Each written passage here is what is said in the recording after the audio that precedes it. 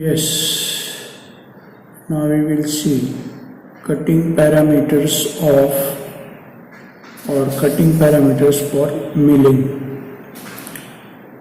So generally cutting parameters for milling is cutting speed, feed and depth of cut. What do you mean by cutting speed? Cutting speed means it is the peripheral linear speed of milling cutter resulting from rotation. And as if it is given in formula, to cutting speed V is equal to pi d n upon 1000 minute per minute, where V is the cutting speed, d means diameter of cutter in millimeter, and n means speed of cutter in rpm. So cutting speed can be given as in the formula V is equal to pi d n upon 1000 meter per minute. Similarly, feed, if you explain the feed means rate at which the workpiece advances under the cutter. This feed can be calculated in three methods. One is feed per tooth. Feed per tooth means workpiece moves in millimeter per tooth of the milling cutter.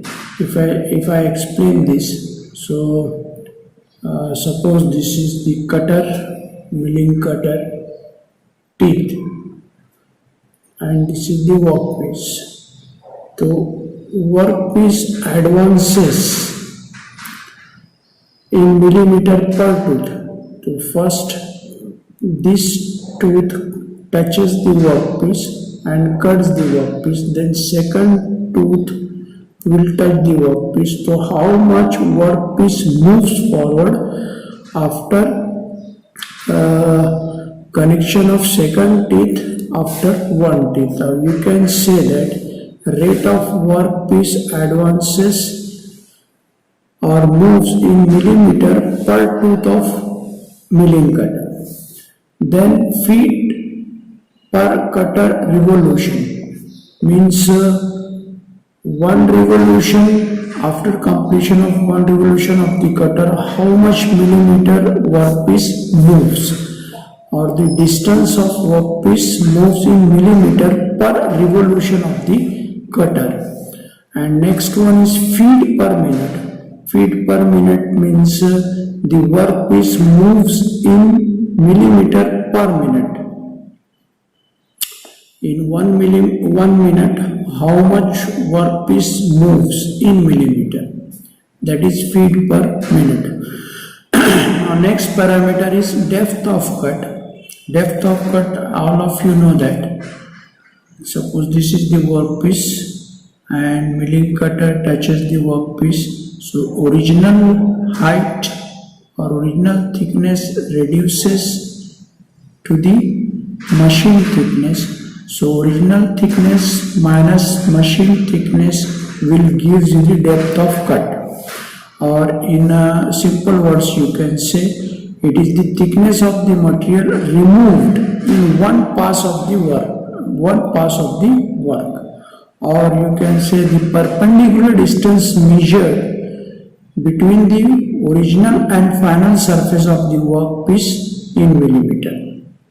Okay, so these are the methods for calculating the feed in case of milling. Now dividing head. What is dividing head or indexing head or index head, that we will see. I'll give you one example.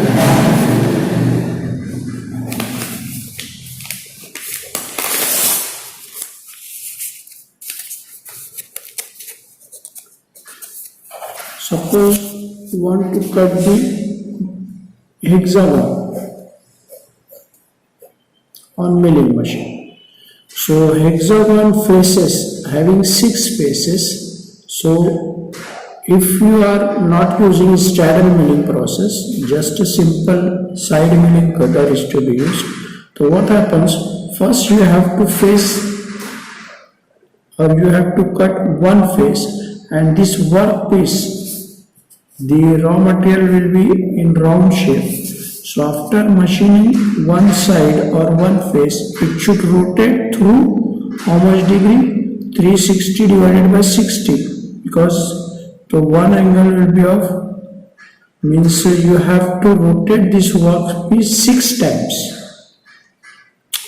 and this circular workpiece should be rotated through 60 degree, 360 divided by 60 degree for next phase. So this phase is machined, and for next phase you have to rotate the workpiece through 60 degree, means we have to adjust the angle. Since the side is 6, so you have to adjust the angle 6 times, means this workpiece should rotate through 60 degree 6 times. This process is nothing but the indexing. Indexing means adjusting the equal space, required equal space around the periphery of the workpiece. That we will see dividing head or index head. In case of manufacturing of gear on milling machine, the gear periphery, gear blank periphery should be divided into number of equal parts, or as the number of teeth to be cut on it. If you want to cut 12 number of teeth on workpiece, so this workpiece should be rotated 12 times, means one angle will be of 30 degree, 360 divided by 12. So one angle should be of 30 degree. You can see in the figure, this figure. This is the periphery of the work, and you want 12 tooth on the periphery, so the workpiece should rotate through 30 degree. Okay, so the gear tooth are produced one by one on the gear blank, and the gear blank should be rotated through calculated angle. If you are considering 12 tooth, the workpiece should be rotated at an angle of 30 degree.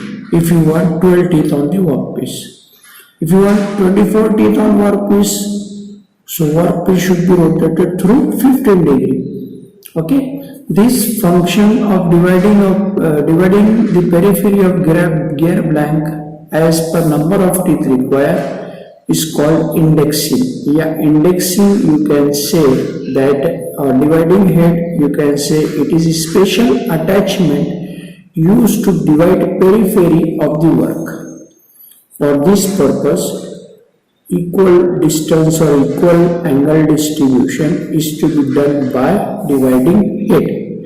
That is special attachment that is called dividing head. So there are different types of dividing heads used on milling machine. We will see one by one. The types of dividing head or index head: plain or simple dividing head, universal dividing head, helical dividing head, optical dividing head. First we will see the plain or simple dividing head. This type of dividing head is used to handle the large number of workpiece, and if you require a small number of divisions on the periphery, at that time you can use simple dividing head. The parts consisting of simple dividing head you can see in the figure: base, locking head, life center which is connected to the spindle, and workpiece is held between life center and dead center, and this is spindle, this carrier, index plate, index pin, index crank, and locking arrangements are provided. So it consists of cylindrical spindle housed in the frame, base bolted on the machine, index crank, this index crank connected to the tail of the spindle directly. This is the spindle, this index crank is directly connected to the spindle. The index plate means the plate having holes of equal distances. Here onwards we will see what is index plate, what are the types of index plate and how the index plates are used. Index plate means the plate having the circumferential holes of equal distances or equal angular distances. The index plate mounted on the spindle with sleeve and rotates on it. Means this index plate rotates on the spindle. This crank is directly connected to the spindle, and in spring-loaded index pin. Spring-loaded index pins means this pin you can pull the pin and rotate the crank and insert the pin in any hole by releasing the previously you pulled, and after pulling you rotate the crank and release this index pin. That pin will be inserted into the hole. The spring-loaded index pin. Locking lever is provided for locking the spindle at desired position. Now what is the working? Working spindle may turn through desired angle. This index or spindle can be rotated at desired angle. Here you can see the example here. If you want to rotate the workpiece through 30 degree, so you have to choose the hole on the index plate provided at an angle of 30 degree. So suppose here is the hole, this hole, this hole, this hole, this hole. So index plate series of hole having 30 degree.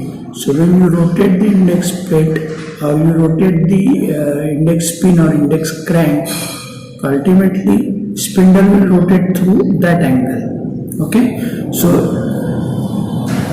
spindle may turn through desired angle by clamping and inserting the lever pin.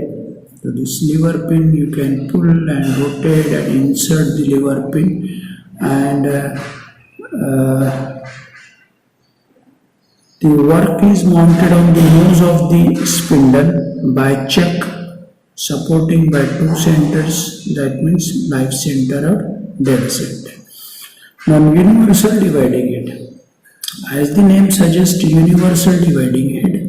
This is the simple dividing head in which you can rotate the workpiece through desired regular angles, 30, 15, 10 or 45, etc., etc. If the angle is angle rotation is suppose 10.5, at that time you cannot use this simple indexing or simple dividing head.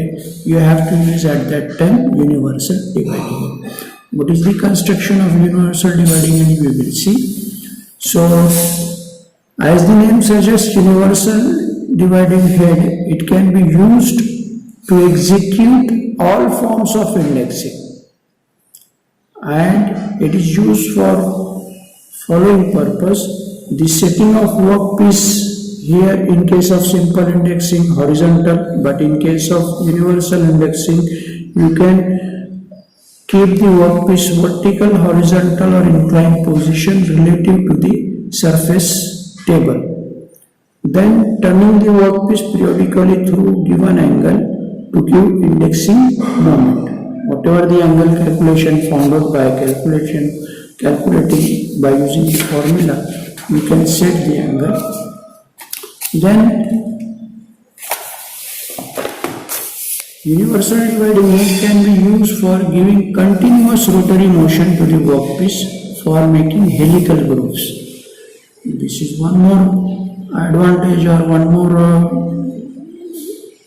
factor to be considered in universal dividing head. If you want to cut the helical grooves on workpiece, so workpiece should rotate continuously. If you are producing spur gear, bevel gear, so you are making the teeth one by one, but if you are making helical gears on the surface, so workpiece should move continuously. So for continuous movement, universal dividing head can be used.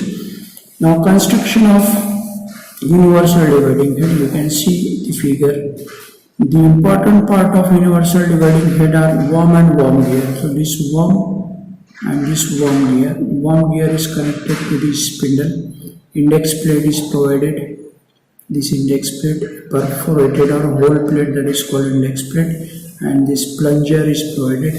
This carrier is provided, and this workpiece and this data center. Between carrier or live center and data center, workpiece is to be placed. This is the live center directly connected to the spindle, and there are driven shaft, driving shaft, spindle stud, etc. etc. These are the important parts of the universal dividing head. Now the gear is meshed with the worm. I am stopping here. Just I explained the construction of this universal dividing. Now how it works, that we will see in next period, and what are the types of indexing and what are the procedure for indexing, that we will see in next lecture.